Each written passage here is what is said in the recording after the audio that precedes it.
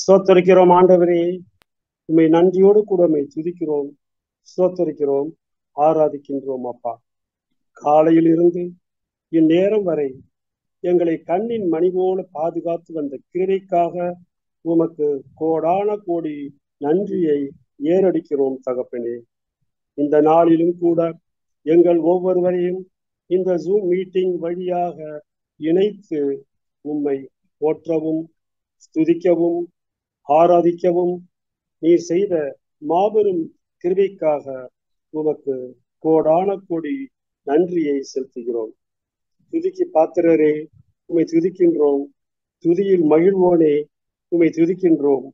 துதிகளில் பயப்படத்தக்கவரே, உம்மை துதிக்கின்றோம். துதியின் மத்தியில் வாசம் செய்பவரே, உம்மை துதிக்கின்றோம். நம் ஆண்டவராய இயேசு கிறிஸ்துவை துதித்து புகழ்ந்து ஆராதித்து இந்த பாடலை பாடி மீண்டும் ஆராதிப்போம்.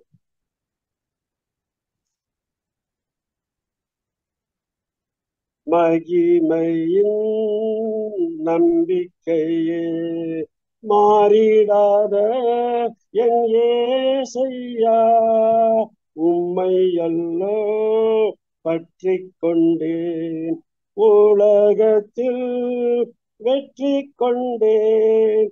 மகிமையின் நம்பிக்கையே மாறிடாத என் இயேசையா, உம்மை அல்லோ பற்றி கொண்டேன், உலகத்தில் வெற்றி கொண்டேன்.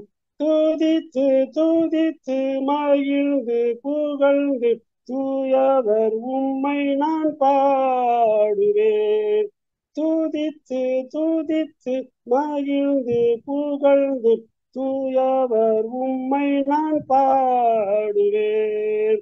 ஆத்துமாவின் நங்கூரமே, அழிவில்லா பெட்டகமே, ஆத்துமாவின் நங்கூரமே, அழிவில்லா பெட்டகமே, நேற்றும் இன்றும் ஜீவிக்கின்ற நிம்மதியும் கண்மலையே, நேற்றும் இன்றும் ஜீவிக்கின்ற நிம்மதியும் கண்மலையே.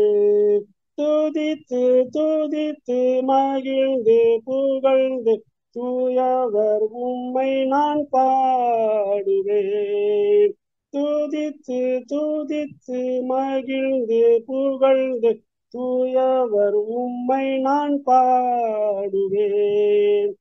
பள்ளத்தாக்கில் நடந்தாலும் பயமில்லை, பாதிப்பில்லை.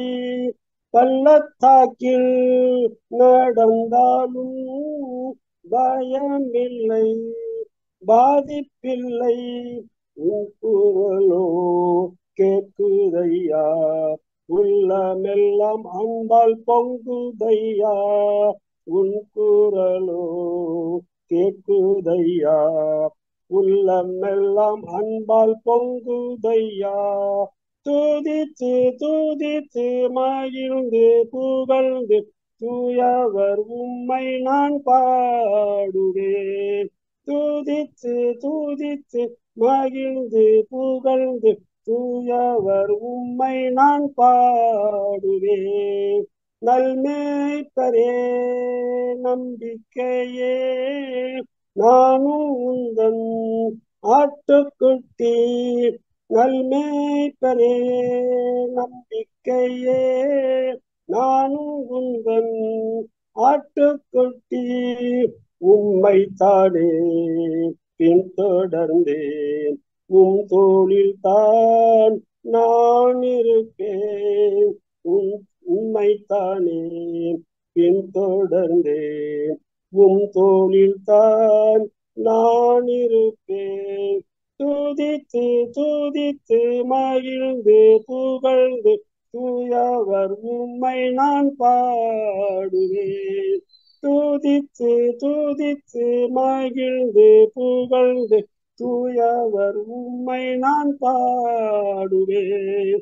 மகிமையும் நம்பிக்கையே மாறிடாத என் ஏசையா உம்மை அல்லோ பற்றி கொண்டேன் உலகத்தில் வெற்றி கொண்டேன் மகிமையும் நம்பிக்கையே மாறிடாத என் ஏசையா உம்மை அல்லோ பற்றி கொண்டேன் உலகத்தில் வெற்றி கொண்டேன் துதித்து துதித்து மகிழ்ந்து புகழ்ந்து தூயவர் உம்மை நான் பாடுவேன் துதித்து துதித்து மகிழ்ந்து புகழ்ந்து தூயவர் உம்மை நான் பாடுவேன்.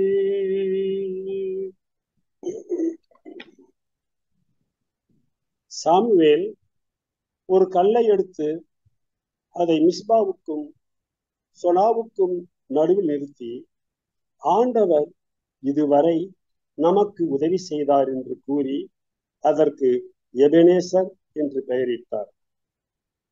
அபிராமின் மனைவி சாராய் தன்னுடன் பேசிய ஆண்டவரை காண்கின்ற இறைவன் நீர் என்று பெயரிட்டு அழைத்தாள். ஆண்டவர் எகிப்திற்கு வர செய்த கொள்ளை நோய்களை உன்மேல் வரவிட மாட்டேன், ஏனெனில் நானே உன்னை குணமாக்கும் ஆண்டவர் என்றார். மீண்டுமாக ஆண்டவரின் நாமத்தையும் அவருடைய அதிசயங்களையும் வல்ல செயல்களையும் புகழ்ந்து ஆராதித்து இப்பாடலையும் தொடர்ந்து பாடுவோம்.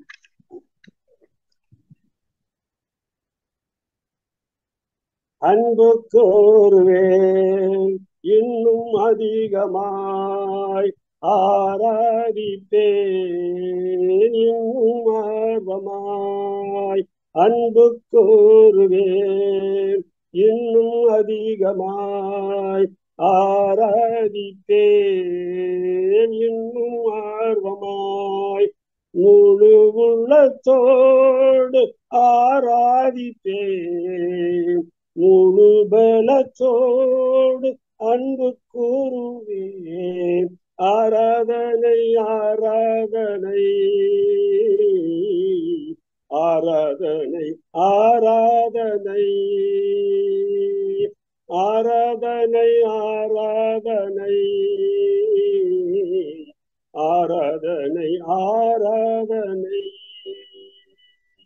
எபினேசரே எபினேசரே இதுவரையில் உதவி நீரே எபினேசரே எபினேசரே இதுவரையில் உதவி நீரே இதுவரையில் உதவி நீரே உம்மை முழு உள்ளத்தோடு ஆராதிப்பேன் முழு பலத்தோடு அன்பு கூறுவேன் ஆராதனை ஆராதனை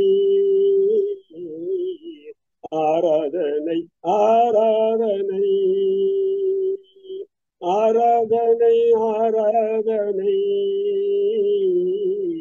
ஆராதனை ஆராதனை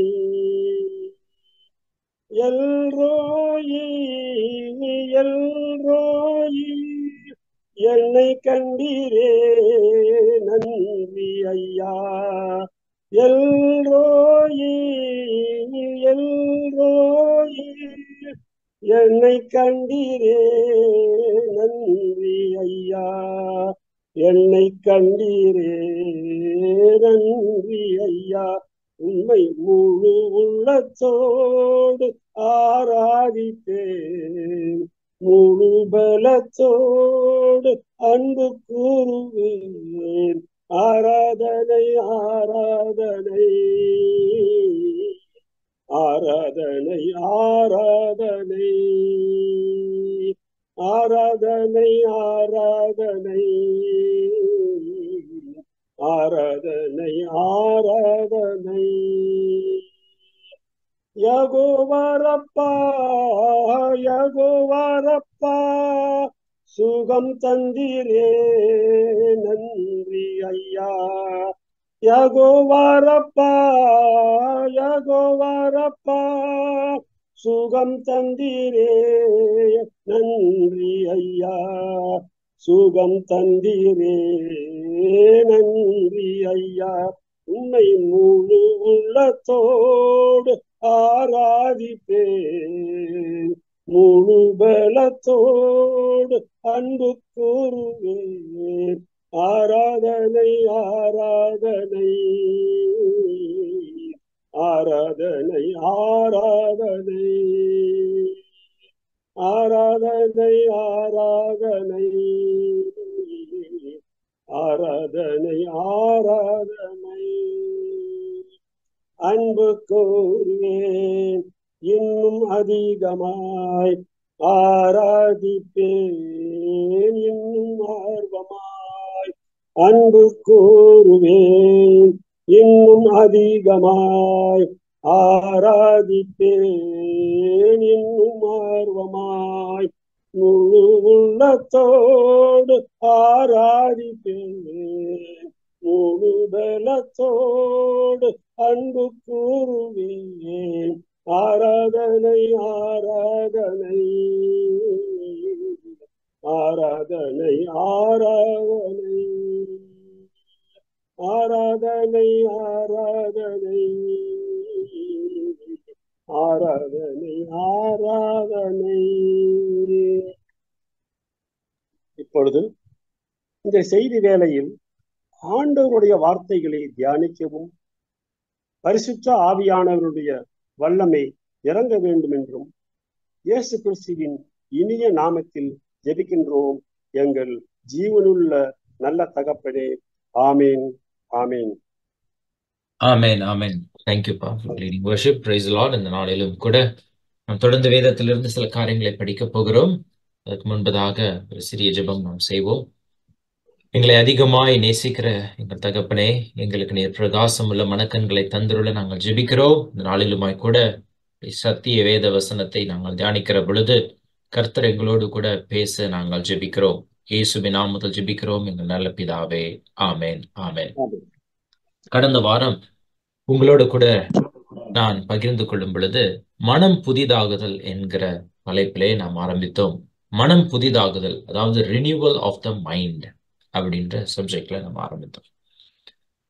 இந்த உலகத்துல நம்ம வாழ்கிறதின் நோக்கம் என்ன அப்படின்னு பார்க்கும் பொழுது கர்த்தரை போல மாறுவது, அதாவது கர்த்தரை அறிந்து கொண்டு கர்த்தரை போல மாறுவதுதான் இந்த உலகத்துல நாம் வாழ்கிறதின் நோக்கம். இப்போ இயேசுவை அறிந்து கொள்வதும், பிதாவாகிய தேவனை அறிந்து கொள்வதும், பரிசுத்த ஆவியானவரை அறிந்து கொள்வதும், பின்பு இயேசு கிறிஸ்துவை போல மாறுவதுமே நம்முடைய நோக்கமா இருக்கிறது. அது மாத்திரமல்ல, இது எதற்காக நாம் செய்கிறோம், இதை எல்லாவற்றையும் தேவன் எதற்காக செய்கிறார்னா அவருடைய மகிமைக்காக, தேவனுடைய நாமத்தின் மகிமைக்காக அவர் எல்லாவற்றையும் செய்கிறார் என்று நாம் பார்க்கிறோம். At the end of the day, ultimately it is for the glory of God. எல்லாமே பாருங்கன்னா தேவனுடைய மகிமைக்காக. நம்முடைய வாழ்க்கையில கர்த்தர் நம்மை ஒரு கருவியாய் பயன்படுத்துகிறார். எதற்கு? தேவனுடைய மகிமைக்கு. நம்முடைய வாழ்க்கையில கர்த்தர் நம்மை கஷ்டத்தின் ஊடாய் சில நேரம் கொண்டு செல்கிறதை போல் இருக்கலாம். ஆனா அது எதுக்கு? தேவனுடைய மகிமைக்கு. அப்ப இந்த உலகத்துல வாழ்கிற இந்த கொஞ்ச நாளத்துல நம்ம என்ன பாக்குறோம்னா, நமக்கு ஒப்புவிக்கப்பட்ட ஒரு பொறுப்பு அப்படின்னு பாத்தீங்கன்னா இந்த ரெனியூவல் ஆஃப் த மைண்ட், அதாவது மனம் புதிதாக கர்த்தர் நமக்கு அந்த பலனை தந்திருக்கிறார். அந்த மனம் புதிதாகவும் பாத்தீங்கன்னா ஏதோ சாதாரணமா நீங்க மட்டும் பண்ணுங்கன்னு கர்த்தர் விட்டு விடவில்லை. கர்த்தர் என்ன பண்றாருன்னா பரிசுத்த ஆவியானவரையும் நமக்கு கொடுத்து நமக்கு பேலன்ஸ் செய்கிறார். நம்ம லாஸ்ட் வீக் என்ன பார்த்தோம்னா ரட்சிப்பின் மகத்துவத்தை முதலாவது பார்த்தோம். அதுதான் ஃபவுண்டேஷனா இருக்கிறது. அதுக்கப்புறமா ரட்சிப்பின் நிச்சயத்தை குறித்து நம்ம பார்த்தோம். அதுக்கப்புறமா தான் பரிசுத்தமாகுதலின் முக்கியத்துவத்தை குறித்து நாம் பார்த்தோம். முதலாவது ரட்சிப்பின் மகத்துவம் அப்படின்னு பார்க்கும் பொழுதே இது தேவனுடைய செயலாய் இருக்கிறது, மனிதனுடைய முயற்சினால் வருகிறது இல்லை. கர்த்தர் இலவசமா ஃப்ரீ கிஃப்டா நமக்கு இந்த ரட்சிப்பை கொடுக்கிறாருன்னு பார்த்துட்டோம். அதுதான் சால்வேஷனுடைய பெரிதான மகத்துவமே. நீங்க எந்த வேலையும் பார்க்க தேவையில்லை, விசுவாசித்தால் மாத்திரம் போதும். தேவன் உங்களுக்கு எல்லாவற்றையும் கொடுக்கிறார். விசுவாசத்தின் அடிப்படையிலே வருகிற ரட்சிப்பு. ஆபிரகாம் தேவனை விசுவாசித்தான், அது அவனுக்கு நீதியாக எண்ணப்பட்டதுன்னு வேதம் சொல்லுது. அது மாதிரிதான் தேவன் என்ன பண்றாருன்னா நமக்கு இலவசமா கொடுக்கிறாரு. அது தேவனே செய்து முடிக்கிறார். இது பியூர்லி காட்ஸ் ஒர்க். அதனாலதான் பாருங்களேன், மேன்மை பாராட்டலுக்கு அங்கு இடமில்லை. மாம்சமான எவனும் மேன்மை பாராட்டாதபடிக்கு கர்த்தரை இதை செய்து முடிக்கிறார்னு சொல்லி 1 கொரிந்தியர் 1ஆம் அதிகாரம் 29ஆம் வசனத்திலே அப்போஸ்தலனாகிய பவுல் சொல்லுகிறதை நாம் பார்க்கிறோம்.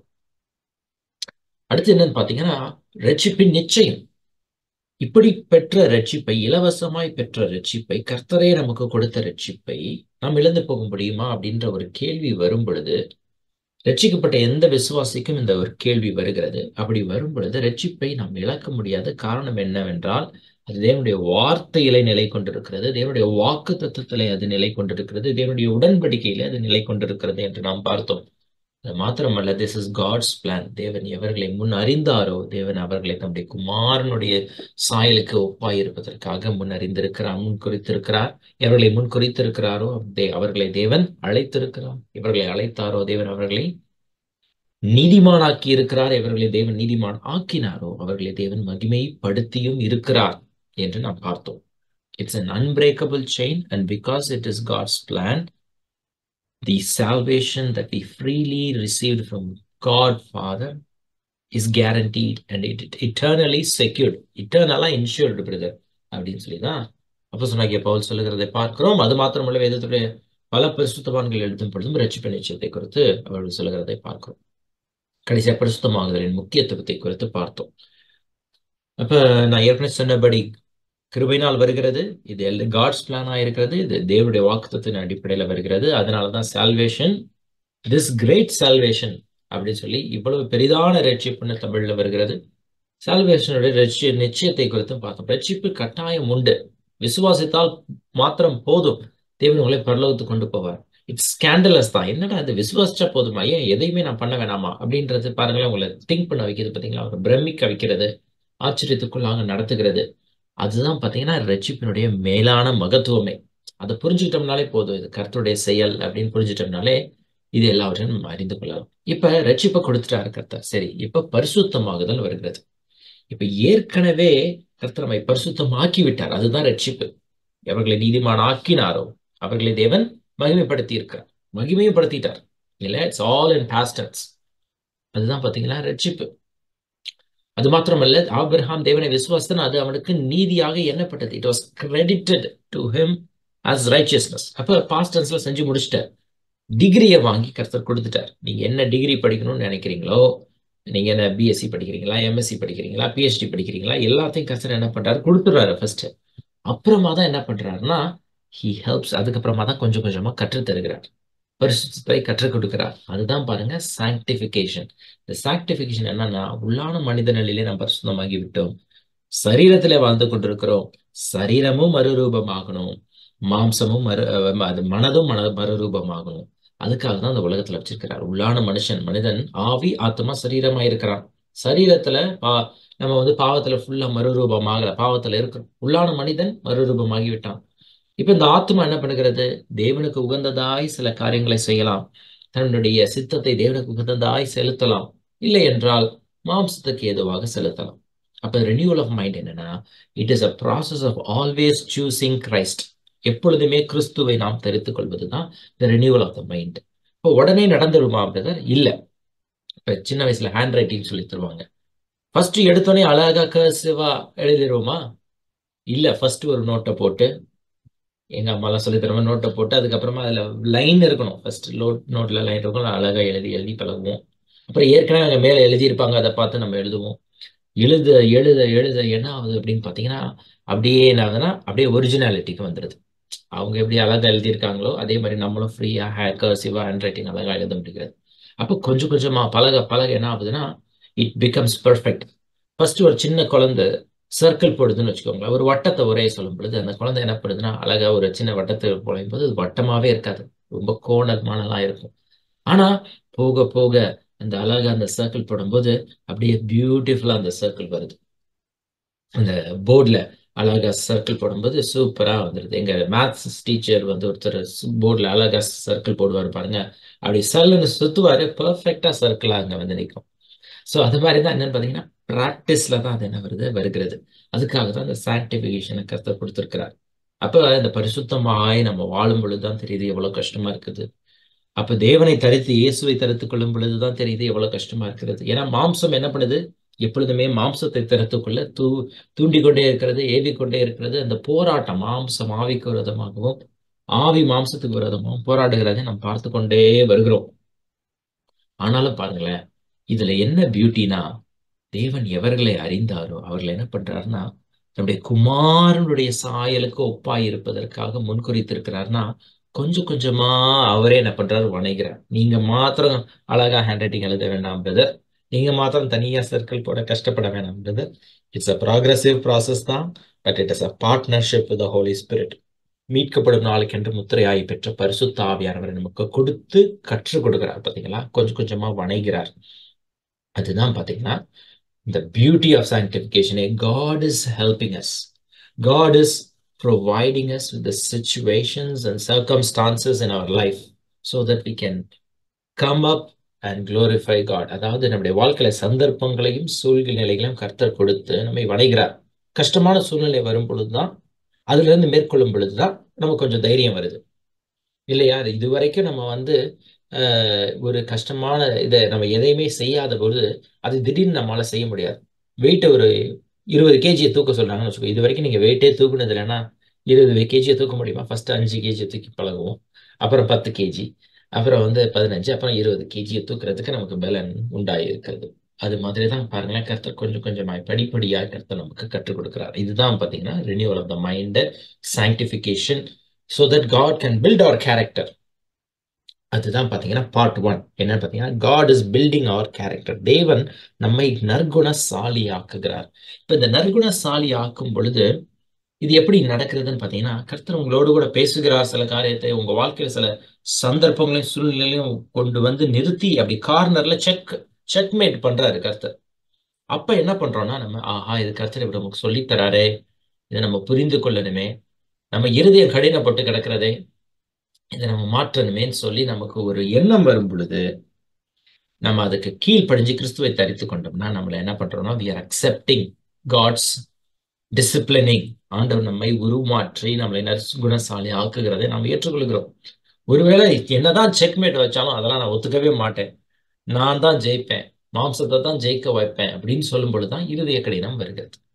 பார்வோன் என்ன பண்றான்? இருதயம் இப்படிதான் கடினப்படுத்துறான். ஆண்டவர் எவ்ரி டைம் செக்மேட் பண்றாரு. 10 கேம் விளையாடுறாங்க செஸ்ல, பார்வோனும் தேவனும் விளையாடும் பொழுது பார்வோனுக்கு செக்மேட் வைக்கிறார். 10 வாதைகளை அனுப்புறாரு எகிப்துல. ஆனா பார்வோன் பாருங்க, அதெல்லாம் முடியாது. I will not accept God of Israel as the true God of the world அப்படின்னு சொல்லி பார்வோன் சொல்லிடுறாரு. அப்ப மோசஸ் அனுப்பி பெரிய அற்புதங்களை செய்யறாரு.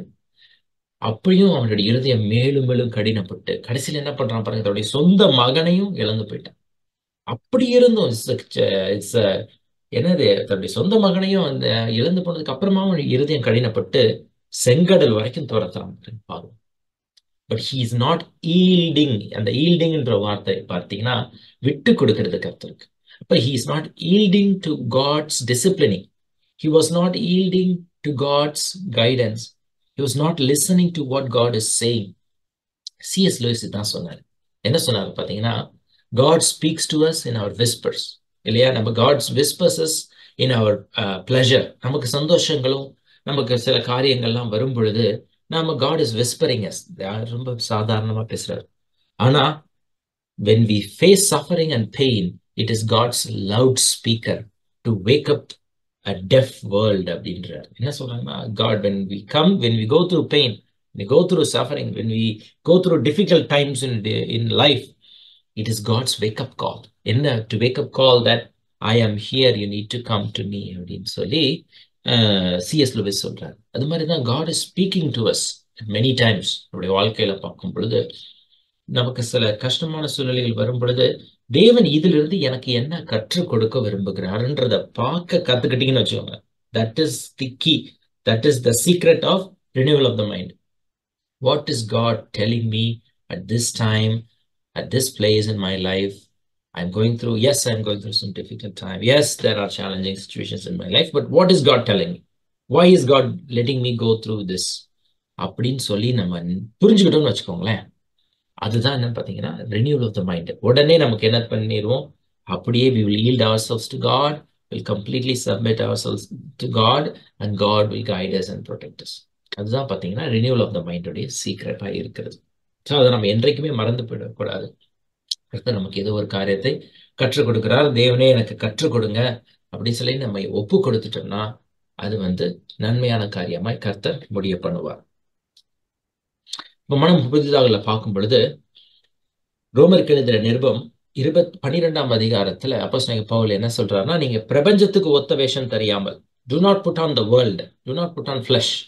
அதனால தேவனுடைய நன்மையும் பிரியமும் பரிபூர்ணமான சித்தம் இன்னதென்று பகுத்தறியத்தக்கதாக உங்கள் மனம் புதிதாகிறதுனாலே மறுரூபமாகுது. இதைதான் நானும் இப்ப சொன்னேன். என்னன்னு பாத்தீங்கன்னா பகுத்தறியல். என்ன பகுத்தறியல்னா, why is God letting me go through this difficult time in this life at this place? So let's உங்களை நாங்களே நம்ம என்ன பண்ணணும், நிதானித்து அறிய வேண்டும் அப்படின்னு சொல்லி அப்போஸ்தலனாகிய பவுல் இன்னொரு இடத்துல சொல்றாரு. அப்ப நீங்க ஒருவேளை எந்தெந்த சூழ்நிலையில இருந்தாலும் அது பாத்தீங்கன்னா கர்த்தர் ஒரு காரியத்துக்காக தான் அனுமதித்து நம்மளை கொண்டு போகிறார். அதை புரிந்து கொண்டோம்னா மனம் கொஞ்சம் கொஞ்சமா புதிதாகும், கிறிஸ்துவை போல நம்ம மறுரூபமாகுவோம் அப்படின்றது தான் நம்ம பார்க்கணும். 2 கொரிந்தியர் 4ஆம் அதிகாரம் 16ஆம் வசனத்துல, ஆனபடியினாலே நாங்கள் சோர்ந்து போகிறதில்லை, எங்கள் புறம்பான மனுஷனானது அழிந்தும் உள்ளான மனுஷனானது நாளுக்கு நாள் புதிதாக்கப்படுகிறது. அப்போஸ்தலனாகிய பவுலுக்கு பாருங்களேன், அவருக்கு ஒரு முள் கொடுக்கப்பட்டது. ஏன் அந்த முள் கொடுக்கப்பட்டுருச்சுன்னு சொல்லி அப்போஸ்தலனாகிய பவுல் அறிந்து கொண்டார். அவருடைய சரீரத்துல ஒரு பலவீனம். வேத பண்டிதர்கள் என்ன சொல்றாங்கன்னா, அவருடைய கண்களில் ஏதோ ப்ராப்ளம் இருந்திருக்கு, அவரால் தெளிவா பார்க்க முடியாது, இல்லைன்னா கண்களில் ரொம்ப பார்க்கறதுக்கே ஒரு மாதிரி அருவருப்பா இருக்கிற மாதிரி சிச்சுவேஷன் இருந்துச்சு அப்படின்னு சொல்லி வேத பண்டிதர்கள் சொல்றாங்க. ஏன்னா நீங்கள் என்னை ஆலோசிக்கவில்லை அப்படின்னு சொல்லி அவர் கலாத்தியருக்கு எழுதும் போது சொல்றாரு, உங்கள் கண்களை பிடுங்கி கொடுக்க கூடுமானால் கூட எனக்கு கொடுத்திருப்பீர்கள் அப்படின்னு சொல்லி அப்போஸ்தலனாகிய பவுல் சொல்கிறதை நம்ம பார்க்கிறோம். அப்ப பாருங்களேன், அப்போஸ்தலனாகிய பவுலுக்கு ஒரு நெருக்கமான சூழ்நிலை, அவருக்கே அது ரொம்ப ஒரு டிஸ்கஸ்டிங்கா இருக்கு. அவரை சுற்றியுள்ள மக்களையும் அவரை பார்க்கும் பொழுது டிஸ்கஸ்டிங்கா இருக்காங்க. ஆனா டிஸ்கஸ்டிங்கா நினைப்பாங்க. ஆனா அவர் என்ன சொல்றாருன்னா, அப்படிப்பட்ட சூழ்நிலையிலும் நீங்க என்னை ஏற்றுக்கொண்டீங்க கிறிஸ்துவின் நிமித்தம். அப்போஸ்தலனாகிய பவுலுக்கு என்ன புரிஞ்சிருச்சுன்னா, இந்த கஷ்டத்தை கர்த்தர் என் வாழ்க்கையில அனுமதித்தார் அப்படின்னு சொல்லிட்டு அவர் புரிஞ்சுட்டு என்ன சொல்றாருன்னா, தேவனுடைய கிருபை எனக்கு போதும், கர்த்தர் கற்றுக் கொடுத்திருக்கிறாரு, என்னுடைய பலவீனத்திலேயே அவருடைய கிருபையை நான் அதிகமா பாக்குறேன். இவ்வளோ பலவீனம் எனக்கு இருந்தாலும் கர்த்தர் என்னை ஒரு நாளும் கைவிடலைங்க. கர்த்தர் என்ன தன்னுடைய கரங்களில தாங்கிட்டு வருகிறார், அநேகருக்கு சாட்சியா வைக்கிறார், அநேகர் நான் சொல்லுகிறத கேட்டு இயேசுவை ஏற்றுக்கொள்ளுகிறாங்க, தேவனுக்காக பல நிருபங்களை எழுத கர்த்தர் என்னை வைத்திருக்கிறார். அப்ப பாருங்களேன், என்னுடைய பலவீனம் வரும் பொழுதுதான் கர்த்தருடைய பலன் என்னன்னு புரிஞ்சு கொள்ள முடிகிறது. கஷ்டமும் பிரச்சனைகளும் சம்டைம்ஸ் வரும் பொழுதுதான் கர்த்தர் நம்மளை கைவிட்டாம வழி நடத்துறாரே, அற்புதமான தேவனா இருக்கிறாரே, இந்த பிரச்சனையிலிருந்து கர்த்தர் என்னை மீட்டு கொண்டு வந்தாரே அப்படின்னு நமக்கு தெரிய வரும். தாவீது பாருங்க, சிங்கத்தை பார்த்துட்டாரு, ஆடு மேய்க்கும் பொழுது ஐயோ சிங்கம் வந்துடுச்சு, இனிமே ஆடு மேய்க்கிற ஜாபே வேணான்னு விட்டுட்டு போயிட்டாரா? இல்ல, சிங்கத்தை முறியடிக்க கர்த்தர் அதுக்கு பலனை கொடுத்தார்.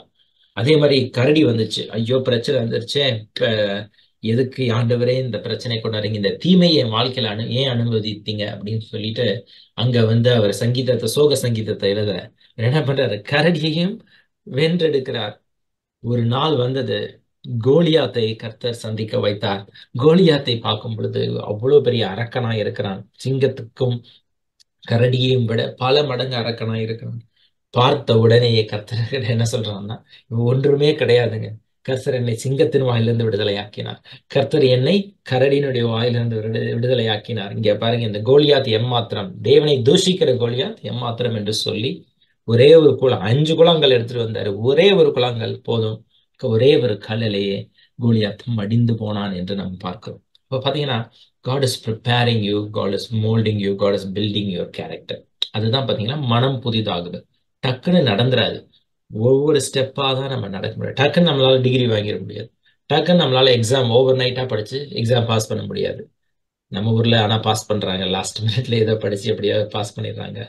ஆனா பாத்தீங்கன்னா பிட் அடிச்சாவது பாஸ் பண்ணிடுறாங்க. ஆனா பாத்தீங்கன்னா நம்ம கொஞ்சம் கொஞ்சமா படிக்கும் பொழுது, நல்லா தெளிவா கான்செப்ட் புரிஞ்சு படிக்கும் பொழுது அந்த ஞானம் நம்மளோட கூட தங்குகிறதை நாம் அறிந்திருக்கிறோம்.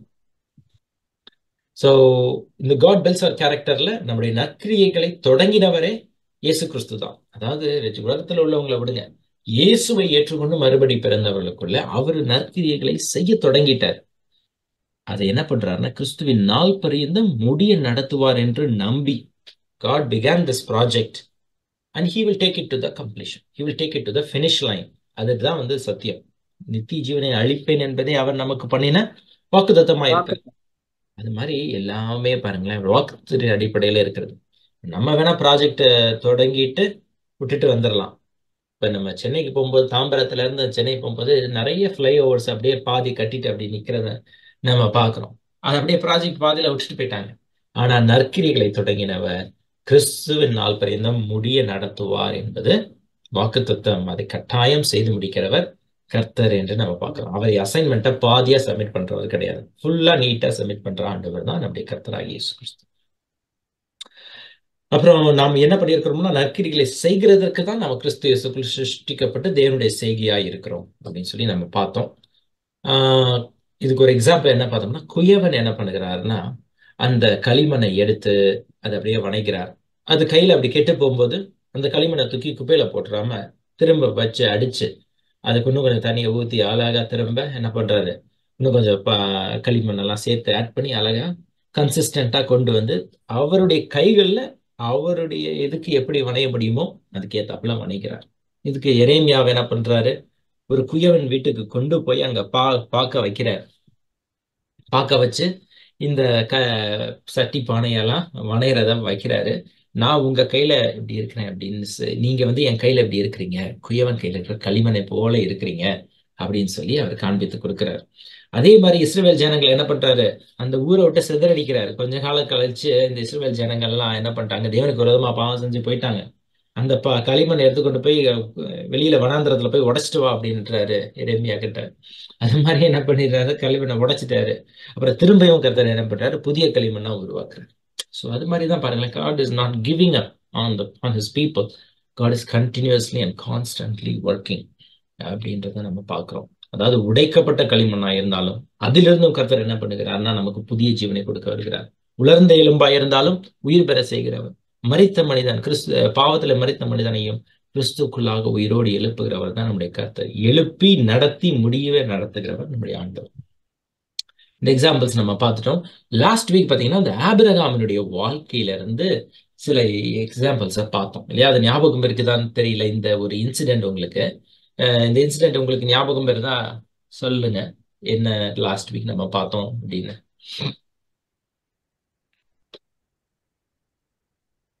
ஆபிரகாம் வந்து பலி செலுத்து அது ஆண்டவர் என்ன சொல்றாரு ஆதியாகமம் 15ஆம் அதிகாரத்துல வந்து நான் எதினால் அறிவேன். ஆண்டவர் என்ன பண்றாரு வாக்குத்தத்தம் கொடுக்கிறார். உன்னை பெரிய ஜாதியாக்குவேன், வானத்து நட்சத்திரங்களை போல உன்னுடைய ஜனங்கள் பெரிய ஜாதியா ஆவாங்க, அவங்கள கவுண்ட் பண்ண முடியாது அப்படின்லாம் சொல்ற போது ஆபிரகாமுக்கு என்ன ஒரு கேள்வி வருது. இதை நான் எதினால் அறிவேன் அப்படின்னு சொல்லி ஒரு பெரிய கேள்வி எழுப்புறார். கேள்வி எழுப்பும் பொழுது ஆண்டவர் என்ன சொல்றாருன்னா நீ வந்து இந்த மிருகங்கள்லாம் எடுத்துட்டு வந்து கூட்டிட்டு வா அப்படின்றாரு. ஆபிரகாம் எடுத்துட்டு வந்து அதை வெட்டி 2 துண்டங்களாக 2 பக்கமும் வைக்கிறாரு. வச்சிட்டு இருக்கும் பொழுது அப்ப அவருக்கு ரொம்ப ஈவினிங் ஆயிடுச்சு. ஏன்னா ஒரு மாட்டை வெட்டி வைக்க முடியறதுக்கு ஒரு மாடை வெட்டுறதுக்கு அவ்வளவு வேலை எல்லாத்தையும் பண்ணி முடிச்சுட்டு அவர் ரொம்ப டயர்டா உட்காந்துருப்பாரு. நைட் ஆயிடுச்சு, இருள் ஆயிடுச்சு, பயமும் திகிலும் வர சூழ்ந்துருச்சு. அவர் டயர்ட்ல அப்படியே தூங்குறாரு. என்னடா ஆண்டவர் ஏதோ சொல்லிட்டு அவர் பாட்டுக்கு போயிட்டாரே அப்படின்னு சொல்லி ஒரு கன்ஃபியூஸ்ட் ஸ்டேட்ல ஆபிரகாம் இருக்கிறதை பார்க்கிறோம். அப்ப பாத்தீங்கன்னா எரிகிற சூளை அப்புறம் புகைக்கிற இது அப்படி என்ன பண்ணுதுன்னா அந்த துண்டங்களின் நடுவே ஒரு சூப்பர் நேச்சுரலா அப்படி கடந்து வர்றத ஆபிரகாம் பாக்குறாரு. அந்த சைன கருத்துல என்ன பண்றாரு உண்டு பண்ணி அவரை உற்சாகப்படுத்துறத நம்ம பாக்குறோம். ஆனா இந்த ஆபிரகாம் தான் பாருங்களேன் ஆண்டவர் கூப்பிடுறாருன்னு சொல்லிட்டு அவங்க தகப்பனையும் தன்னுடைய சந்ததிகள் அவருடைய சொந்தங்கள் எல்லாத்தையும் விட்டுட்டு அவரும் லோத்தும் கிளம்பி வர்றாங்க. வரும் பொழுது ஊர் என்கிற தேசத்துல இருந்து அவங்க கிளம்பி வந்துடுறாங்க.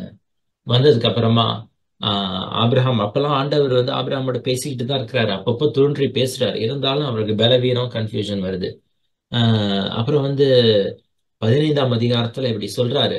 16ஆம் அதிகாரத்துல என்ன நம்ம பாக்குறோம்னா ஆதியாகமம் 16ஆம் அதிகாரத்துல தன்னுடைய மனைவி சாராள் சொன்னாங்கன்றதை கேட்டுட்டு என்ன பண்ணிடுறாரு ஆகாரின் இடத்துல போயிட்டு இன்னொரு குழந்தைய பெற்றெடுத்துக்கிறார். இப்படி பண்றாரு நம்முடைய ஆபிரகாம். அவருக்கு கன்ஃபியூஸ்ட் ஸ்டேட்லயே இருக்கிறாரு. ஆனா 15ஆம் அதிகாரம் 6ஆம் வசனத்திலேயே பாருங்களேன், ஆபிரகாம் கர்த்தரை விசுவாசித்தார்னா அவர் ஏதோ சொல்றா வராரு கர்த்தர் அப்படின்னு விசுவாசித்தான், அதை அவனுக்கு நீதியாக எண்ணினார் அப்படின்னு சொல்லி அங்க பாக்குறோம். It was credited to him as righteousness. போட்டுறாரு அக்கௌண்ட்ல $1 மில்லியன் போட்டுறாரு கர்த்தர். போட்டதுக்கு அப்புறமா அதுக்கப்புறமா தான் திரும்ப இந்த கேள்வியை கேட்கிறாரு. என்ன கேட்கிறாருன்னா, ஆபிரகாம், நான் எப்படி அறிவேன் ஆண்டவரே அப்படின்னு இந்த இதை சோர்ந்து போகும் பொழுது இந்த அடையாளத்தை காமிக்கிறாரு. அப்புறம் அடுத்த அதிகாரத்துல பாருங்க, ஆதியாகமம் 16ஆம் அதிகாரத்துல ஆபிரகாம் திரும்ப தன்னுடைய சந்தேகத்துல தன்னுடைய மனைவி சொல்லுகிறத கேட்டுட்டு இங்க போயிட்டு இவர்தான் என்னுடைய சந்ததியா இருக்க போறான், இஸ்மாயில் தான் என்னுடைய சந்ததியா இருக்க போறான்னு சொல்லிட்டு அப்பயும் ஒரு கன்ஃபியூஸ் ஸ்டேட்ல அவர் இருக்கிறத நம்ம பாக்குறோம். ஆதியாகமம் 17ஆம் அதிகாரத்துல ஆபிரகாம் என்ன பண்றாருன்னு சொல்லி நான் உங்களுக்கு காண்பிக்க விரும்புறேன். ஆதியாகமம் 17ஆம் அதிகாரம் 17ஆம் வசனம். யாராவது வாசிக்கிறீங்களா? ஆதியாகமம் 17ஆம் அதிகாரம் 17ஆம் வசனம். அப்பொழுது ஆபிரகாம் முகம் குப்புற விழுந்து நகைத்து, 100 வயதானவனுக்கு பிள்ளை பிறக்குமோ, 90 வயதான சாராள் பிள்ளை பெறுவாளோ என்று தம் இருதயத்தில் சொல்லிக்கொண்டு, இஸ்மவேல் உமக்கு முன்பாக பிழைப்பானாக என்று ஆபிரகாம் தேவனிடத்தில் விண்ணப்பம் பண்ணினான். பாத்தீங்களா, ஆபிரகாம் சாராயின் மூலமா என்ன பண்றாரு, தேவன் அப்ப உனக்கு சந்ததி வரும்ன்ற போது இவனுடைய என்ன நினைக்கிறாருன்னா, ஆண்டவர் இன்னும் சொல்றாரு, சாரால் மூலமா நான் உனக்கு ஒரு சந்ததியை கொடுப்பேன் அப்படின்னு சொல்லும் பொழுது அவன் முகம் குப்புற விழுந்து நகைக்கிறான் இல்லையா? he was just he couldn't even believe. ஆனா 15ஆம் அதிகாரத்துல தான் என்ன பார்த்தோம்? இப்ப 15ஆம் அதிகாரம், அவன் கர்த்தரை விசுவாசித்தான், God is already credited it. ஆனா இங்க பாருங்களேன், he was so doubtful. ஆனா பிரேயர்ஸும் பாருங்க எப்படி இருக்குன்னா, இஸ்மவேல் உமக்கு முன்பாக பிழைப்பானாக. நம்மளும் சம்டைம்ஸ் ஆண்டவர் இப்படிதான் செய்வாரு, நீங்க இப்படிதான் ஆண்டவரை பண்ணணும், இஸ்மவேலை பிழைக்க பண்ணும் கர்த்தாவின் உபாசம் இருந்து ஜெபிச்சிருப்பார் போல இருக்கு ஆபிரகாம் இல்லையா? முகம் குப்புற விழுந்து விண்ணப்பம் பண்ணுகிறார் ஆபிரகாம் தேவனிடத்துல.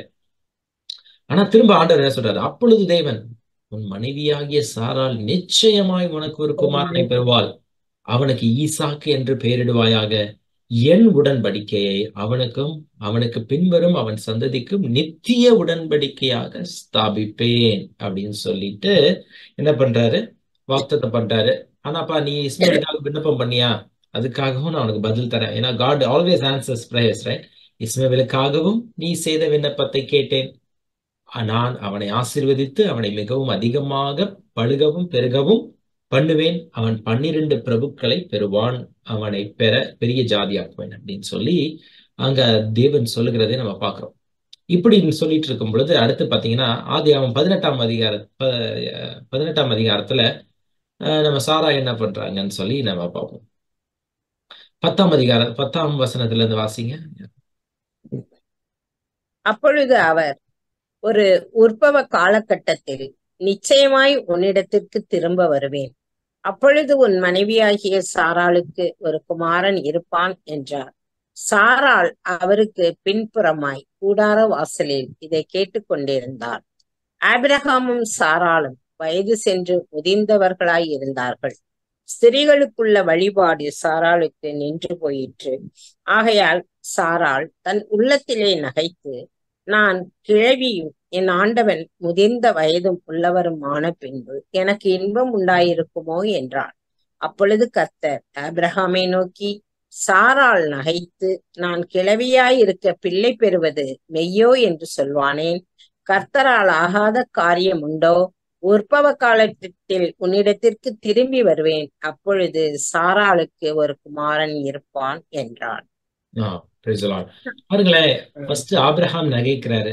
நிறைய டைம் நம்ம சாரால் மட்டும்தான் சிரிச்சாங்க அப்படின்னு சொல்லி நம்ம நினைச்சிட்டு இருக்கோம். ஆனா ஆபிரகாமும் நகைத்தார், அவர் விசுவாசித்தார். ஆனாலும் அவருக்குள் பல சந்தேகங்கள் இருக்கிறதை நாம் பார்க்கிறோம்.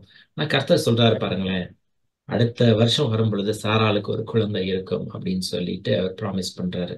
இப்ப விசுவாசத்தின் தகப்பனாகிய ஆபிரகாம் என்னதான் அவர் விசுவாசத்தின் தகப்பன், ஹீஸ் வாரியர் ஆஃப் ஃபெய்த்தா இருந்தாலும் அவரிடத்துல பல சோர்வுகள், அதாவது நீதிமான் ஆக்கப்பட்டார், மகிமைப்படுத்தப்பட்டார். அதற்கு பின்பதாக பாருங்களேன், ஆபிரகாமுக்கு சில கன்ஃபியூஷன் இருந்தது. அதுக்கு முன்பதாகவும் இருந்துச்சு, நீதிமான் ஆக்கப்பட்ட பின்பும் பரிசுத்தமாக்கப்பட்ட பின்பும் அவருக்கு சில கன்ஃபியூஷன் இருக்குது. அப்படி இருக்கும் பொழுது கர்த்தர் அவரை விடல. நீங்க வாசிச்சு பாத்தீங்கன்னா நல்ல அருமையா இருக்கு. அதுக்கப்புறமா தான் உன்னுடைய சரீரத்திலேயே உனக்கு ஒரு அடையாளத்தை கொடுக்குறேன். இவ்வளவு தூரம் நீ கஷ்டப்பட்டுட்டுலாம் இருக்க தேவையில்லை.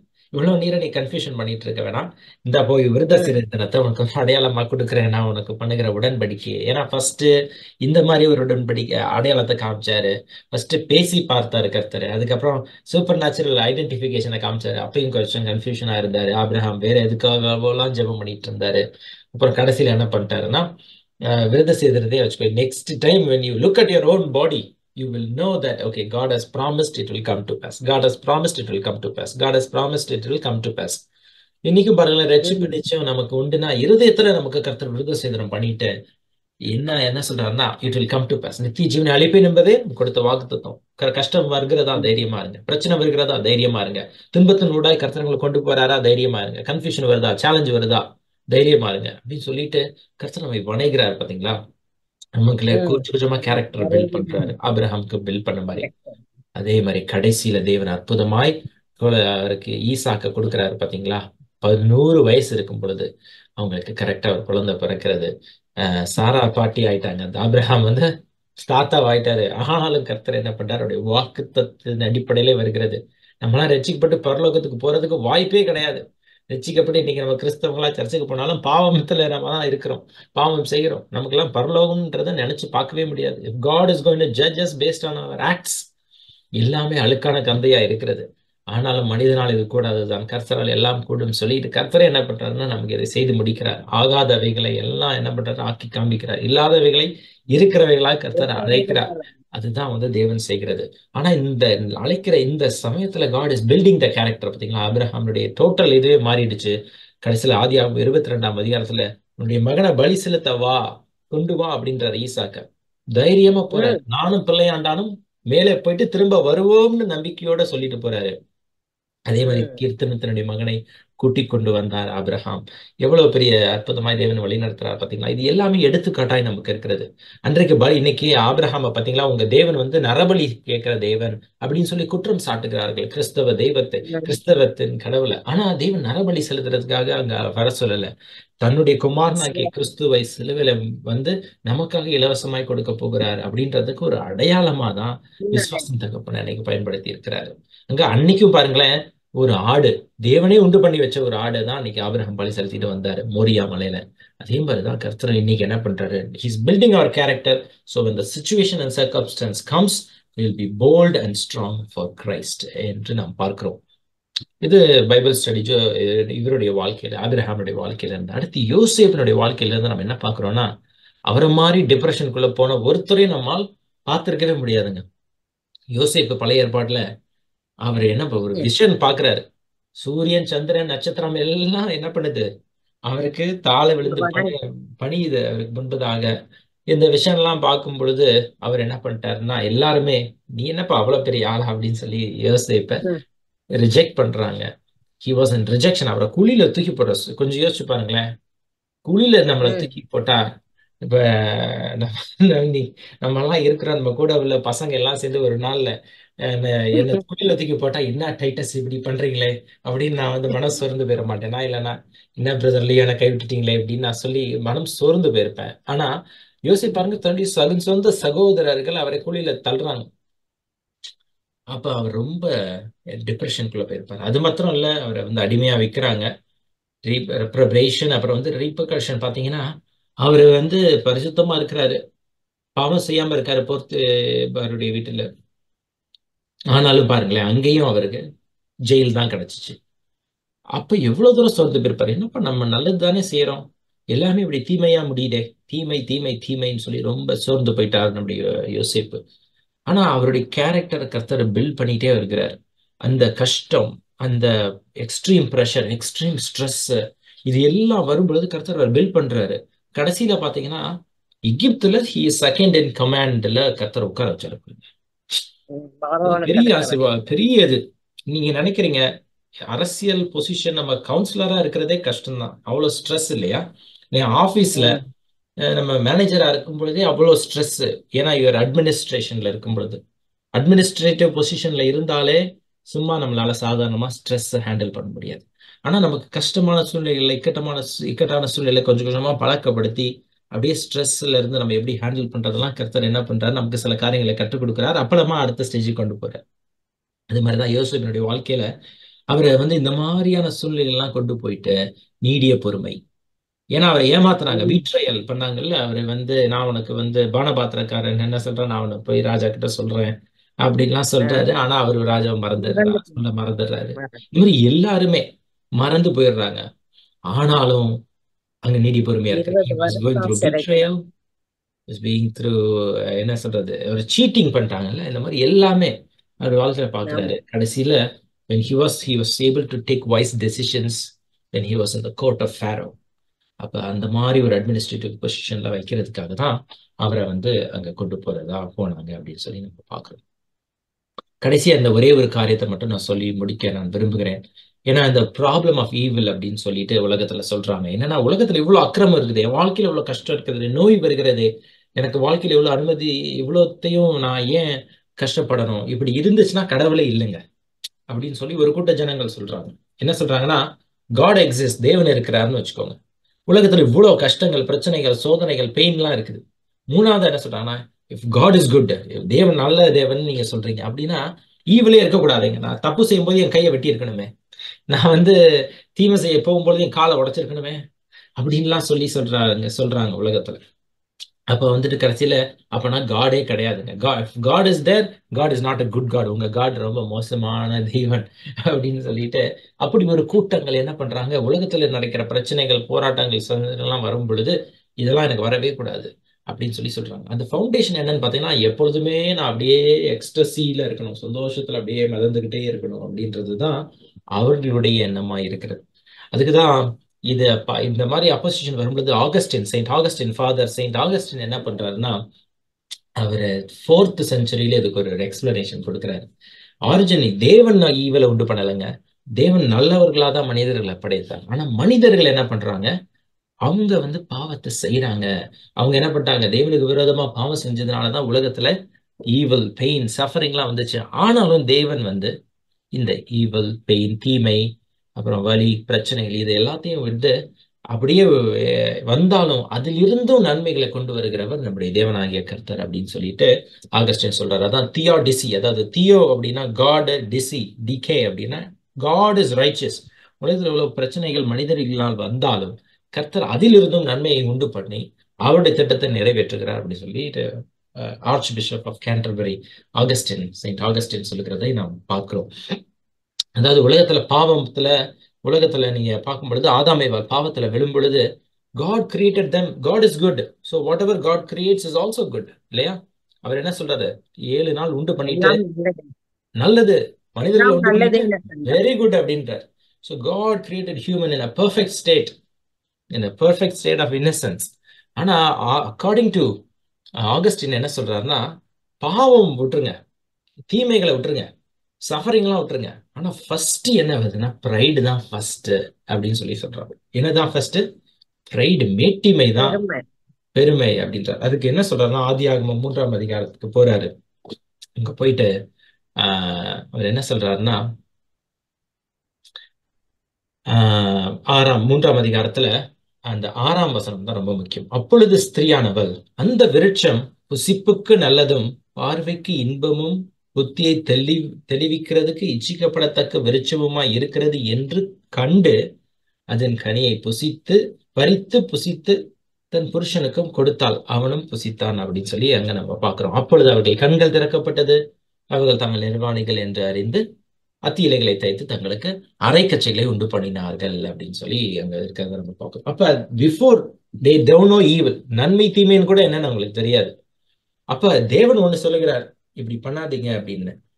ஆனா ஆதாமும் ஏவாளும் இருதயத்துல என்ன என்றாங்கன்னா, ஏன் நான் அவர் சொல்றது கேட்கணும், நான் let me try because I want to be my own God இல்லை அப்படின்னு சொல்லிட்டு என்ன பண்றாங்க, அவங்க தங்களுடைய ஃப்ரீ வில்லில் என்ன பண்றாங்க, I can also do whatever I'd like. ஏன் நான் இந்த பழத்தை சாப்பிடக்கூடாது, இந்த பழத்தை சாப்பிடணும்னு ஏன் நான் சொல்லக்கூடாது, I want to make my own decision, எனக்கு தெரியணும் what is right what is wrong அப்படின்னு சொல்லிட்டு அந்த ஒரு இதுல என்ன பண்றாங்க, ப்ரைடு தான் ஃபர்ஸ்ட், அதுக்கப்புறமா தான் பாவம். மேட்டிமை தான் ஃபர்ஸ்ட், அதுக்கப்புறமா தான் பாவம் வருது அப்படின்னு சொல்லிட்டு ஆகஸ்டின் இங்க வந்து சொல்றதை நம்ம பார்க்கிறோம். இது எங்க வருதுன்னா, இதுக்கு பாவம் பாவம் வந்து ஃபர்ஸ்ட் எங்க வருது? ஆதாம் ஏவாளுக்கு மட்டும் தான், ஏதேன் தோட்டத்துல மட்டும்தான் ஃபர்ஸ்ட் வந்துச்சா? இல்ல, இன்னொரு இடத்துல வருது. எங்கன்னு பாத்தீங்கன்னா, லூசிபர் என்ன பண்றான்னா, தன்னை உயர்த்த விரும்புகிறான். அதனால என்ன பண்றான்? தரை மட்டும் தாழ்த்தப்பட்டான் அப்படின்னு சொல்லி நம்ம பார்க்கிறோம். லூசிபர் என்ன பண்றான்? உயர்த்த விரும்புகிறான். pride comes first before sin.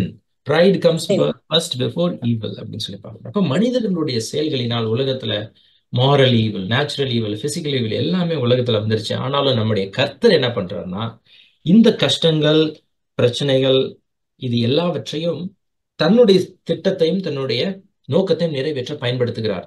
உலகத்துல தீமைகள் வந்தாலும் அதை நன்மையா கர்த்தர் மாற்றுறார். நீ இயேசு கிறிஸ்துவை சிலுவையில அடிச்சு கொள்ளுங்கன்றாங்க, பெரிய பெரிய தீமை தான். அதையும் என்ன பண்றாரு தேவன்? தன்னோட பலியா மாத்துறாரு. தேவனுக்கு உகந்த நீதியின் பலியா மாற்றி அதுக்காக என்ன பண்றாரு? நமக்கு இலவசமா ரட்சிப்பை கொடுக்குறாரு. அதே மாதிரி செங்கடல் வந்து நிக்குது, எல்லாரையும் மூழ்கடிக்க பண்ணுது. பின்னாடி வந்து பார்வோன் வர்றான், ஈவில் தான். ஆனா அதையும் கர்த்தர் நன்மையா மாற்றுகிறார். அதே மாதிரி என்ன பண்றாங்க? அடிமைகளா கொண்டு போறாங்க பாபிலோனுக்கு. கர்த்தர் அங்கேயும் அற்புதத்தை செஞ்சு தானியேலை எழுப்புறாரு. தேவன் தான் உண்மையுள்ளவன்றதை காண்பிக்கிறார். சோ இப்படி தேவன் என்ன பண்ணுகிறார்? செய்து கொண்டே இருக்கிறார். ஆனா இது இம்பார்ட்டன்ட் தான் பாருங்களேன். ஒருவேளை நமக்கு இந்த தீமை இல்லை அப்படின்னு தெரிஞ்சிச்சுன்னு, இல்லைன்றது, தீமையே இல்லை உலகத்துல, பிரச்சனையே இல்லை, கஷ்டமே இல்லை அப்படின்னா நம்ம தேவனையே தேட மாட்டோம். நம்ம வந்து நன்மைனா என்னன்னு கூட நமக்கு தெரியாது. அப்ப இந்த ஈவில் வந்து இட்ஸ் அ பேக் ட்ராப் தான். It makes goodness more pronounced. இப்போ தேவன் நல்லவர் நமக்கு எப்படி தெரியுதுன்னா, கொஞ்சம் கொஞ்சமா தேவன் அந்த கஷ்டத்தின் கூட நம்ம வெளிநடத்தும் போது தான் தேவன் நல்லவர் அப்படின்றது நமக்கு கொஞ்சம் தெரிய வருகிறது. அதனால இந்த சஃபரிங் வேணா டெம்பரலா இருக்கலாம், ஆனா ஓவரால் குட்னஸ் நம்ம பார்க்கும்போது end of the story is important. இப்ப நம்ம எக்ஸாமுக்கு படிக்கும்போது காலையில எழுந்திரிச்சு நம்மளை எழுப்பிடுவாங்க, ஒழுங்கா படிக்கலைன்னா 2 அடிப்பாங்க. அப்புறம் இந்த மாதிரி கஷ்டத்துல தான் வருவோம். கடைசியில எக்ஸாம்ல பாஸ் பண்ணி நல்லா ஃபர்ஸ்ட் கிளாஸ்ல பாஸ் பண்ணிடுவோம். இப்ப டெம்பரலா அந்த பையனை வந்து அவங்க பேரண்ட்ஸ் போட்டு குச்சியில் அடிக்கும் பொழுது அதை மட்டும் எடுத்து நம்ம பார்த்தோம்னு வச்சுக்கோங்க, என்னடா இவ்வளவு கொடுமைப்படுத்துறாங்களே இந்த அப்படின்னு சொல்லி நம்ம நினைக்க தோணும். ஆனா ஃபுல் பிக்சர் என்ன? ஃபுல் பிக்சர் பாத்தீங்கன்னு வச்சுக்கோங்களேன், இந்த பையன் படிச்சு ஃபர்ஸ்ட் கிளாஸ்ல வாங்கி நல்ல இடத்துல உட்காரும் பொழுது அதான் ஃபுல் பிக்சர். அப்போ ஓவரால் குட்னஸ் பாத்தீங்கன்னா தி அவுட்கம் இஸ் குட். அது மாதிரிதான் நம்முடைய வாழ்க்கை. டெம்பரலா சில கஷ்டங்கள் வரலாம், ஆனா முடிவு நமக்கு மகிமையா இருக்கும் அப்படின்றத பாக்குறோம். ரூபி கூட ஒரு ஸ்டோரி ஷேர் பண்ணியிருந்தாங்க நம்மளுடைய குரூப்ல. அவங்க என்ன சொன்னாங்கன்னா, ஒரு டாக்டர் என்ன பண்ணாரு, ஏரோப்ளைன்ல போயிட்டு இருந்தாராம். ஏரோப்ளைனை வந்து அப்படியே ப்ராப்ளம் வந்ததுனால இறக்கிட்டாங்க. சரி கார்ல போலான்னு கார்ல போனாராம். கார்ல எங்கேயோ வழி தப்பி போயிட்டு மாட்டிக்கிட்டாரு. அப்படியே டயர் மாட்டிக்கிச்சு. சரி அப்படியே நடந்து போய் அங்க ஒரு வீடு இருந்துச்சான், அந்த வீட்டுல தட்டினாராம். அங்க ஒரு லேடி வந்து திறந்து அவருக்கு வந்து ஒரு காஃபி குடிச்சாங்களாம். அவர் காஃபி குடிச்சிட்டு இருக்கும்போது அங்க குழந்தை பக்கத்துல போய் உட்காந்து அந்த லேடி ப்ரே பண்ணாங்களாம். என்னங்க ப்ரே பண்றீங்க, உங்களுக்கு கடவுள் என்ன உங்க ஜெபத்தை கேட்க போறாரா என்ன அப்படின்னு சொல்லிட்டு அவரு நக்கலா பேசும் பொழுது அந்த லேடி சொன்னாங்களாம், என்னுடைய குழந்தைக்கு ஒரு கேன்சர் இருக்குது, ஆனா உலகத்திலேயே ஒரே ஒரு டாக்டரால தான் அதை குணமாக்க முடியும். இந்த டாக்டர் பேரை சொன்னாங்களாம். அந்த பேரை சொன்னோன்னே அந்த டாக்டருக்கு அப்படியே ஷாக் ஆயிடுச்சான். ஏன்னா அந்த சொன்ன, ஏன்னா இந்த வந்த டாக்டரும் ஒரு கேன்சர் ட்ரீட்மெண்ட் டாக்டர் தான், ஆன்காலஜிஸ்ட் தான். அவர் என்ன சொன்னாருன்னா, அந்த டாக்டரே நான் தாங்க, உங்க கர்த்தர் உங்க பேரை கேட்டுட்டு உங்க ஜெபத்தை கேட்டுட்டு என்ன கரெக்டா இங்க அனுமதிச்சு கொண்டு வந்திருக்கிறாரு, காட் இஸ் ரியலி கிரேட் அப்படின்னு சொன்னாராம். அப்ப அந்த டெம்பரலா நம்ம பார்க்கும் பொழுது அவருக்கு ஃபிளைட் கேன்சல் ஆகுது, சஃபரிங் தான், பெயின் தான், டிஸ்கம்ஃபர்ட் தான், அப்படியே வண்டி மாட்டிக்குது, அவர் தொலைஞ்சு போறாரு, ரொம்ப கஷ்டப்பட்டு நடந்து போறாரு. இந்த மாதிரி இதெல்லாம் டெம்பரலா ஒரு ஷார்ட்டா அதை கட் பண்ணி பார்க்கும் பொழுது, என்னடா இவ்வளவு இந்த மனுஷனுக்கு ஒரு டாக்டருக்கு போய் இவ்வளவு நடக்குதே அப்படின்னு சொல்லி நம்ம நினைப்போம். ஆனா ஃபுல் பிக்சர் இந்த ஸ்டோரியை பார்க்கும் பொழுது அன்றைக்கு அந்த குழந்தையும் காப்பாற்றப்பட்டது, கடைசியில டாக்டரும் கிறிஸ்துக்குள்ள வர்றதுக்கு தேவனை ஏற்றுக்கொள்றதுக்கு ஒரு சந்தர்ப்பமா அமைஞ்சிச்சு அப்படின்றத நம்ம பார்க்கிறோம். அது மாதிரிதான் உலகத்துல நமக்கு வந்து எதுவுமே தீமையாய் போகிறது இல்லை. கர்த்தர் is God is already always working, like how he worked in the life of Joseph, how he worked in the life of Abraham. He is building our character. குயவன் கையில் இருக்கிற களிமண்ணாய் கர்த்தர் நம்மை வணைந்து கொண்டே இருக்கிறார் என்பதை நாம் அறிந்து கொள்வோம். இந்த காரியத்தை குறித்து தான் நான் உங்களிடத்துல ஷேர் பண்ணணும் என்று நான் எண்ணியிருந்தேன். அதை ஷேர் பண்ண கர்த்தர் கொடுத்த ஸ்லாக்கியத்துக்காக நான் நன்றி செலுத்துகிறேன். இந்த நேரத்திலும் கூட உங்களுக்கு வேற எதுவும் வேத பகுதிகள் இல்ல வேத வசனங்கள் நீங்க ஷேர் பண்ணணும்னு நினைத்திருப்பீர்களானால் அந்த நீங்கள் ஷேர் பண்ண கொள்ளலாம்.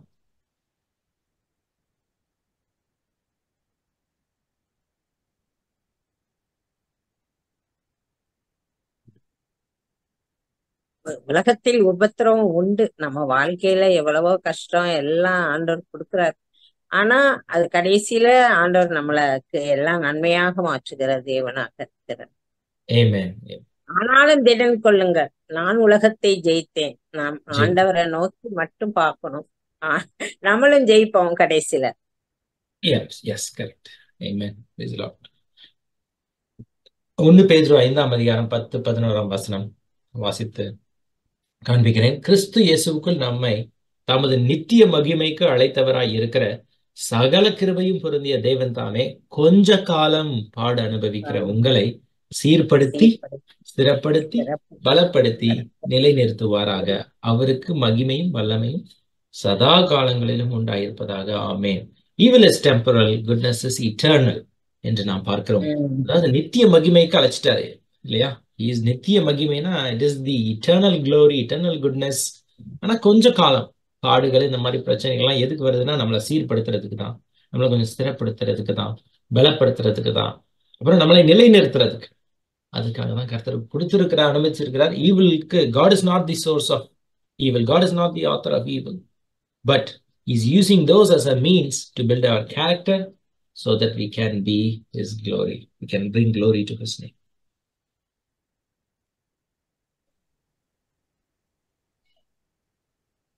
All right. எனக்கு ஒரு சொல்லுங்க சிஸ்டர்.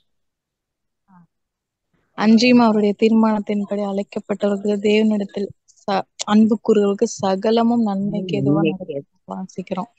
அப்போ நம்ம உபத்திரவத்தின் வழியாதான் அவரோட தீர்மானங்களையோ அவருடைய வழிமுறைகளை நம்ம கத்துக்க முடியும்.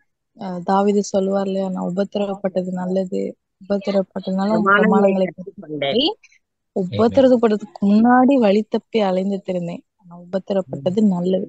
அது மாதிரி இந்த வாழ்க்கையில இந்த காரியங்கள்லாம் அது நமக்கு எல்லாமே சகலமும் நன்மைக்கு எதுவாதான் முடியும். அப்புறம் இன்னொரு வசனம் நம்ம நேசிக்கிறவங்களே நம்ம நேசிச்சா நமக்கு என்ன ஒரு பலன் இருக்கு? நம்மள மத்தவங்களே நம்ம நேசிக்கணும் அப்படின்ற ஒரு இது எனக்கு ஞாபகம் வந்தது பிரதர்.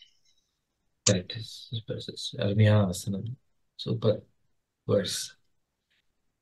சகலமும் நன்மைக்கு இதுவாகவே நடக்கிறது.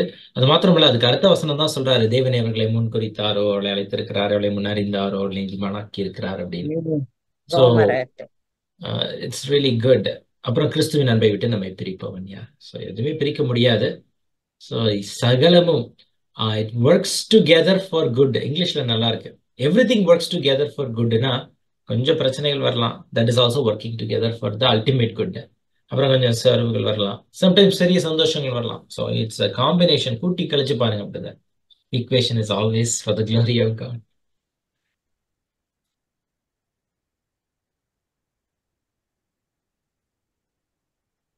வேறு வேத வசனங்கள், பர்சனல் ஷேரிங் ஏதாவது இருந்தா கூட ஷேர் பண்ணுங்க.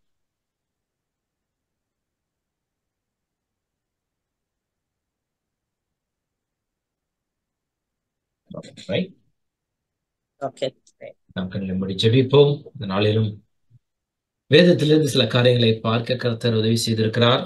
ஆழமாய் அதை தியானிக்கவும் கர்த்தர் நமக்கு அனுகிரகம் பண்ணியிருக்கிறார். வேதத்துல பாத்தீங்களா எத்தனை சத்தியங்கள் இருக்கிறது.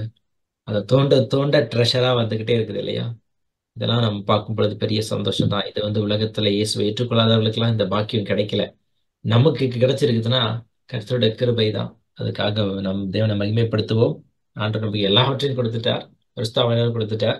உலகத்துல வருகிற பிரச்சனைகள்லாம் ஒண்ணுமே கிடையாதுங்க. கர்த்தர் நம்மை கடைசி வரைக்கும் கொண்டு போய் சேர்ப்பார். நித்திய ஜீவனை நமக்கு தருவேன் என்பதே அவர் நமக்கு அளித்த வாக்குத்தத்தமாக இருக்கிறது. நாம் தைரியமாய் ஓடுவோம். கர்த்தர் எல்லாவற்றையும் பார்த்துக் கொள்வார். விசுவாசமாம் படகில் யாத்திரை செய்கையில் தண்டு வலித்து நீ கலங்குகையில் பயப்படாதே, கர்த்தர் கூட உண்டு. பயப்படாதே, கர்த்தர் கூட உண்டு.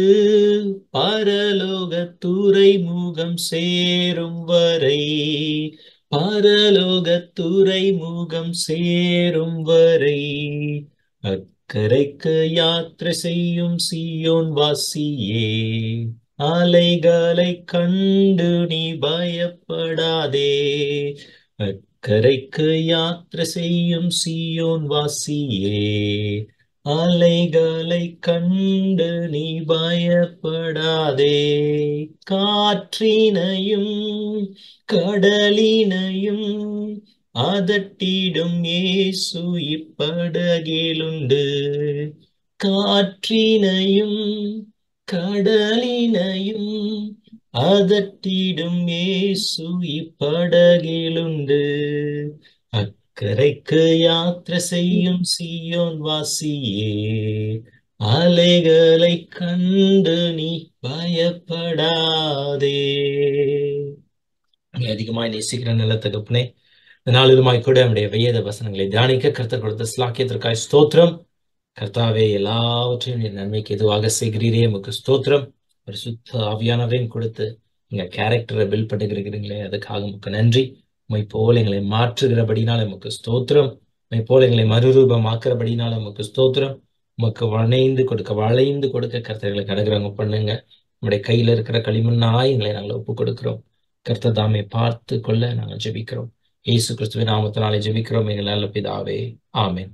என் ஆத்துமாவே கர்த்தரை ஸ்தோத்திரி, என் முழு உள்ளமே அவருடைய பரிசுத்த நாமத்தை ஸ்தோத்திரி. என் ஆத்துமாவே கர்த்தரை ஸ்தோத்திரி, கர்த்தர் செய்த சகல நன்மைகளையும் மறவாதே. ஆமென். ஆமென்.